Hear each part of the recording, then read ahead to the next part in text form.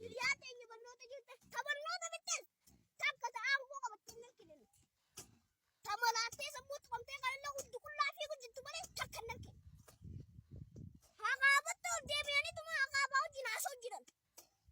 Jachiinis qaqaab nama jetti noomninis nutti ta'e. Yaa rabbi nooba nu loobi. Noomninis dide. Nooba walleen nama harkaa qaba. Noomninis nutti ta'e.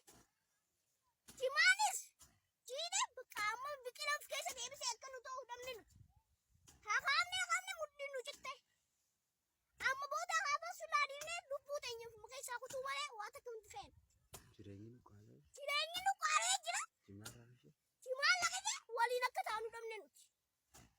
Sanumaafuu jireenya kana nu gaddeebisee jimaa keenya nu qaaleessinaan nuti jiruu malee iddoo akkasinni jira. Jimaa qarshii kudhan nu ta'e qarshii nu ta'e qarshii lama nu ta'e nuti akkamii jiran. Soogiddiin qarshii kudhan namaa jaan gatiin xiqqeenyoo soogiddaa.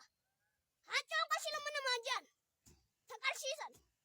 Tulaa sumuunii shiringii ni beeyna gaafa sumuunii shiringiitis.